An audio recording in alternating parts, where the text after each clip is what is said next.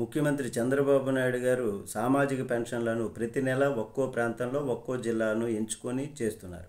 గత నెలలో విశాఖ జిల్లా పాడేరుకు వెళ్ళి పెన్షన్లు పంపిణీ చేశారు. ఇప్పుడు విజయనగరం జిల్లాను ఎంచుకున్నారు. గజపతి నగరం అసెంబ్లీ నియోజకవర్గం దత్తి గ్రామంలో చంద్రబాబు నాయుడు గారు పెన్షన్ల పంపిణీ ఈసారి చేయనున్నారు. అయితే విజయనగరం జిల్లాలో బాబు గారు చాలా కాలం తరువాత పర్యటిస్తున్నారు.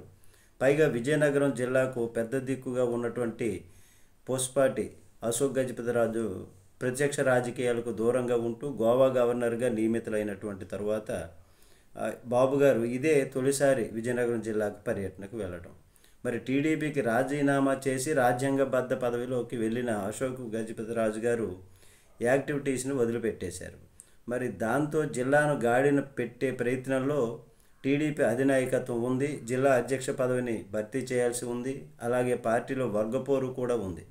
మరి జిల్లా మంత్రిగా కొండపల్లి శ్రీనివాస్ గారు ఉన్నారు. కానీ అంతా ఒక్కతాటిపైకి పార్టీని తీసుకురావాల్సినటువంటి పని అయితే ఉంది. దాంతో చంద్రబాబు గారు స్వామి కార్యం స్వకార్యము అన్నట్లుగా పెన్షన్ల పంపిణీతో పాటుగా జిల్లాలో రాజకీయాన్ని టీడీపీని చక్కబెట్టేందుకు వస్తున్నారని కూడా అనుకుంటున్నటువంటిది.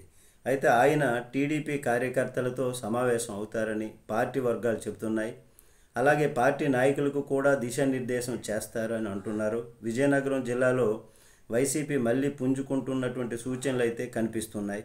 మరి వచ్చే ఏడాది స్థానిక సంస్థల ఎన్నికలు ఉన్నాయి. దాంతో పార్టీని గేరప్ చేయడమే కాకుండా లోపాలు ఏమిటి అన్నవి తెలుసుకొని సెటరేట్ చేస్తారు అని అంటున్నారు.